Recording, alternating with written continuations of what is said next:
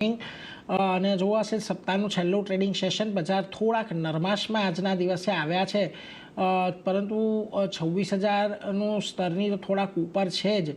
કઈ રીતે આજે હવે બજારની અહીંયાથી ખાસ તમે મૂલવી રહ્યા છો? કારણ કે જો બેંક નિફ્ટીએ જે એની આખા અઠવાડિયાની રેન્જ છે એ રેન્જનું નીચલું સ્તર આજના દિવસે હજી પણ જાળવી રાખ્યું છે. ત્યાં ઘડી કોઈ બહુ મોટું બ્રેકડાઉન નથી આવ્યું, પરંતુ નિફ્ટી 26,100ની નીચે ચોક્કસથી આજે આવ્યું છે. કઈ રીતે હવે એથી ધ્યાન રાખશો આજના દિવસ માટે, ઇવન મંગળવાર માટે કયા લેવલ્સને ખાસ વોચ આઉટ કરવા? ગુડ મોર્નિંગ નીરજભાઈ. ઓવરઓલ જે હિસાબથી આપણે જોઈએ તો ટ્રેન્ડ હજી પોઝિટિવ છે. જે હિસાબથી આપણે જોશું તો જે બ્રેકઆઉટ લેવલ્સ હતા નિફ્ટીના 26,100ના, એના ઉપર આપણે જોયું તો ક્લોઝિંગ આવતા આપણને પ્રીવિયસ ટ્રેડિંગ સેશનમાં જોવા મળ્યું હતું.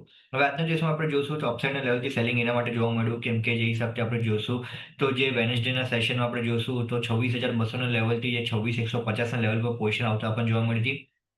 એમાં કોલ રાઇડર્સની પોઝિશન સારી એવી એડિશન થતા પણ જોવા મળી હતી. 26,200થી લઈને 26,500ના સ્ટ્રાઇક્સમાં આપણે જોશું તો કોલ રાઇડર્સની પોઝિશન સ્ટ્રોંગ ફ્રન્ટ પર એડ થતા પણ જોવા મળી હતી.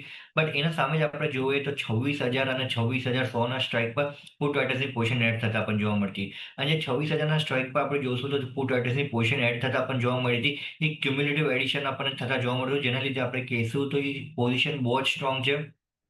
જ્યાં સુધી 26,000ના લેવલનો બ્રેકડાઉન નથી આવતો ત્યાં સુધી એવું કોઈ મેજર નર્વસનેસ આપણને જોવા નહીં મળે.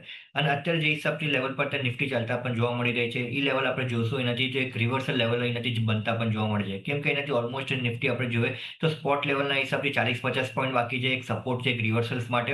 અને સામે જ આપણે જોઈએ તો પીસીઆર ઓવાઈ બી અત્યારે 0.84 પર આવી ગયું છે. 0.80ના નીચે અગર પીસીઆર ઓવાઈ જાય છે તો એનાથી ફ્રેશ શોર્ટની પોઝિશન ઇનિશિએટ થતા હજી આપણને જોવા મળી શકે છે. બટ બેઉ ડેટા આપણે જોઈએ તો સપોર્ટિવ લેવલ પર આવ્યા છે. સો મને લાગે છે એનાથી એક રિવર્સલ પાછું ઇન્ટ્રાડે ફ્રન્ટ પર આપણને નિફ્ટીમાં જોવા મળી શકે છે. 26,180 26,200ના લેવલ સાથે 26,000નો સ્ટોપ લોસ લગાડીને ડાઉન સાઈડમાં સ્પોટ લેવલ જે મેં જણાવ્યું હમણાં એ સ્પોટ લેવલ્સ છે. અને બેંક નિફ્ટીની વાત કરીએ આપણે તો બેંક નિફ્ટીનો અત્યારે જે સપોર્ટ બનતા પણ જોવા મળે છે 58,900ના સ્પોટ્સમાં સપોર્ટ છે.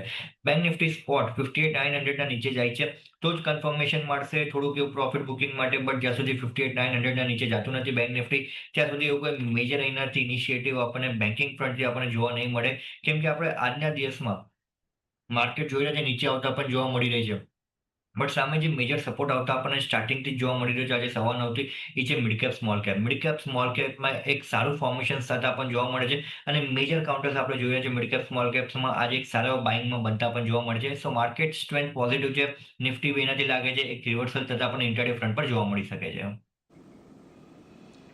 એટલે જુઓ, ખાસ કરીને આજના દિવસે થોડુંક ઘટાડે ખરીદારીની સલાહ અહીંયાથી તમને બધી જગ્યાએ બનતી દેખાઈ રહી છે. 26,000નું લેવલ જ્યાં સુધી નહીં બ્રેક થાય ત્યાં સુધી નિફ્ટીમાં મોટી ઘટાડાની ચિંતા નથી. અને 58,900 બેંક નિફ્ટી જ્યાં સુધી બ્રેક નથી થતું ત્યાં સુધી પણ અહીંયા કોઈ બહુ મોટી ચિંતા નથી. એટલે થોડીક ઘટાડે ખરીદારી કરવાની જે એક સલાહ અત્યારે અહીંયાથી બનતી દેખાઈ રહી છે, એટલે એના પર એક નજર રાખજો. વેલ, આજના દિવસે હવે